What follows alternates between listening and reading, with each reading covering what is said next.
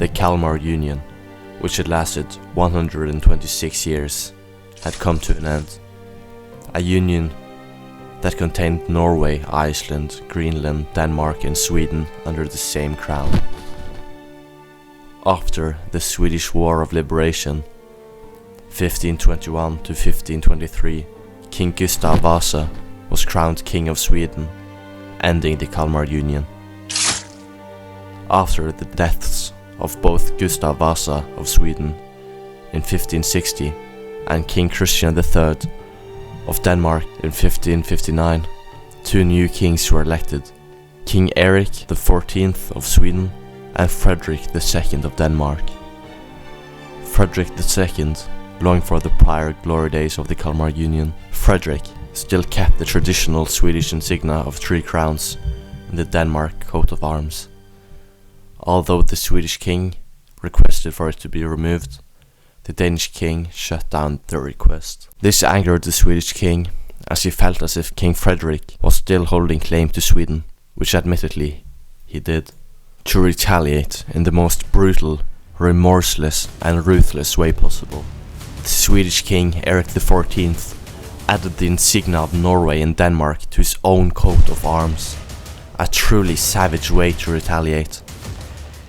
And when the Danish king asked for it to be removed, he refused.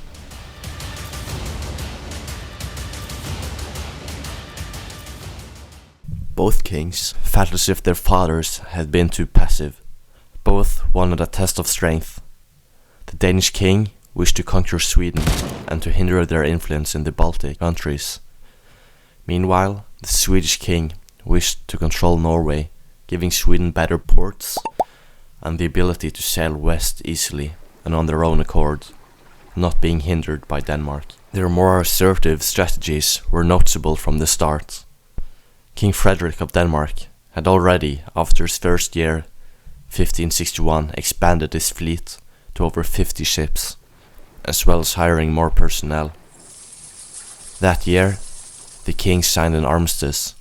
However, when it was to be renewed the next year, parties were unable to reach common ground. In the spring of 1563, the King of Denmark hired around 25,000 German troops from the outskirts of the empire. This cost the empire around 150 riksdaler per month, which is approximately the equivalent to $1.8 billion per year in today's money. It was around the same amount they used to spend in total in previous years. Now, how would one get such money? You guessed it, taxes, the populace's favorite activity. This no doubt made him extremely popular among the citizens.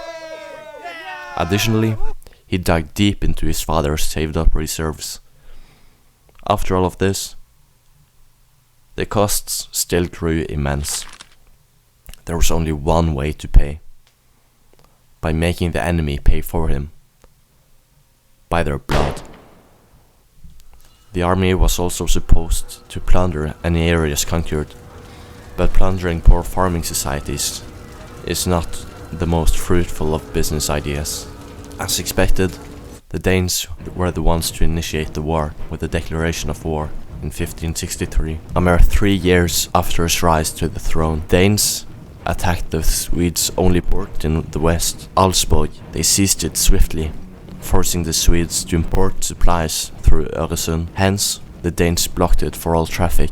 This, however, was not popular among the British and Dutch, who also exported its supplies through there. Therefore, they settled on merely taxing the Swedish ships higher. Sweden thereby retaliated by attacking Varberg. Denmark kept their attacks coming, with Jakob Bagge and Claes Kristiansson Horn leading the Swedish fleet, managed to halt all blockade attempts. In 1564, the Swedish fleet won a great battle in Åland. Swedish troops thereby occupied Jämtland and Härjedalen in the north without any great opposition, as well as Trøndelag. However, the Danish king ordered a reconquest almost immediately. The Swedish king desperately needed another port. After the fall of their port in the west, he had his eyes set on Trondheim. In response to the Danish king's orders, Edvard Bild sent out a few hundred men from Steinsviksholm fortress, which was located in the Trondheim fjord. The men hastily took back Jämtland and Härjedalen. However, the Swedes struck back. 3,500 Swedish troops, led by French Claude Collat, besieged the island fortress at Steinsviksholm. They demanded an unconditional surrender. The fortress was essential for Trondheim, so after its fall, Trondheim was after May the 1st officially in Swedish hands. Claude Collat soon set up a regime with high taxes and severe crime penalties. Many Norwegians wished to be free from Denmark and subsequently fought for Sweden. Norway had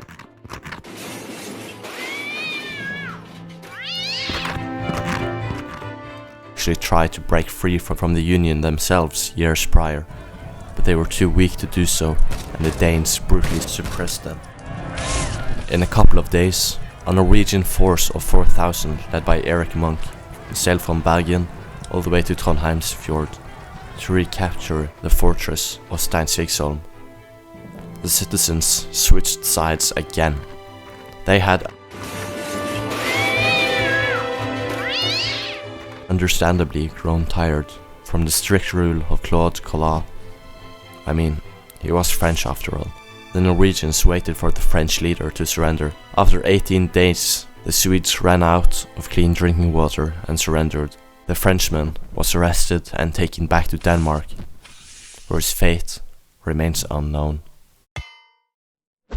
The Danish king had grown tired of the citizens' switch sides all the time, so Erik Munch made them swear allegiance to the Danish-Norwegian king, hopefully ending their indeterminacy.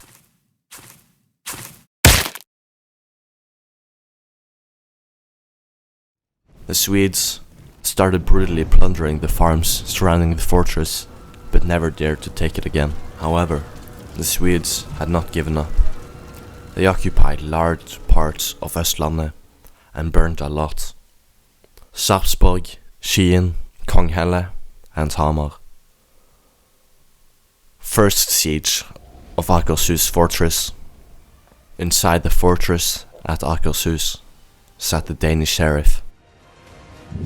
He was in charge of the future of Akershus. He ordered the citizens to flee and burn down the city to make sure the Swedes had no area to rest and live in the meantime. The fortress was strong and easy to defend, but it was now surrounded by Swedes. Luckily, ill-equipped, possessing no sufficient cannons to breach the fortress walls. Realizing this, they retreated to Hamar, waiting for reinforcements. They waited for 3 weeks, but returned with the reinforcements. Second siege of Akershus fortress.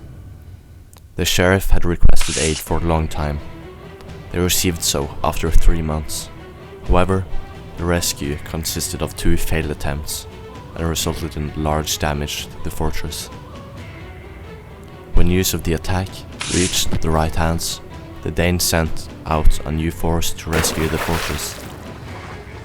The Swedes now realized they were outnumbered and retreated back to Hamar. On their way, they burned down the remaining buildings and burned most of the bridges on their way. They also burned down the Hamar Cathedral. The Swedes had another attempt to seize a fortress, Bohus. The original capture was successful, but it was swiftly retaken by the Danes.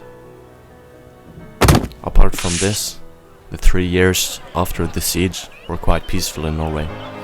Many of the Norwegian cities, like Oslo and Fredrikstad, previously Sarpsborg, Trengesuda was named after, were renamed and or moved to more defensible locations. Fredrikstad was moved at the end of the river Glomma, yet still, tragedy struck. The Swedes led an incursion that ended in the burning of the new city to the ground. Many brutal attacks were led by mercenaries on both sides. The Danes did so in Östergötland from 1566 to 1567, now an event that shook the Swedish king to his core. The general, Daniel Rantzau, led a winter campaign near the Swedish capital of Stockholm. He was nearing the capital. However, luckily for the Swedes, the Danish king failed to give the supplies he had promised the general, forcing him to retreat to Skåne, which was still in Swedish territory. This shock was far from what the king needed at the time, as he was battling for his sanity. Not to say that this scare alone tipped him over, but the king had lost the most important battle of all, the one for his mind. It was beginning to become obvious in the way he was ruling the country. As a consequence, his two brothers overthrew him and put him in jail. His oldest younger brother, Johann III, took the throne. Johann was eager for peace. Through Dutch, French, Polish and Saxon negotiation, Frederick II got far better terms in the agreement than Johann III.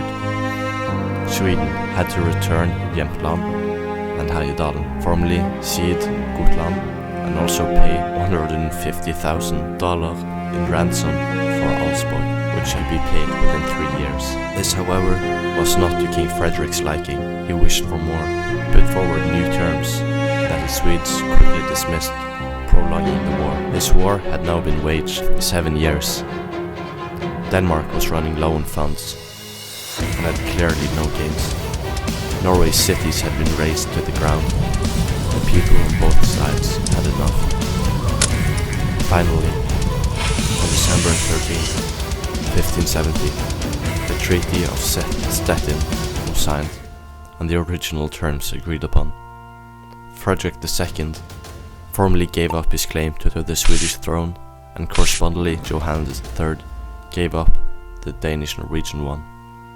However, the Swedish king kept an aggressive foreign policy around the areas around the Baltic Sea, mostly affecting Poland, Lithuania and Russia. The Danish king, on the other hand, now having experienced war, decided to stay away from it the rest of his reign. The Union was in need of significant rebuildments. This is just the first of many northern wars, but it sets the stage for my next video, the Swedish Napoleon, one of the greatest generals to ever exist.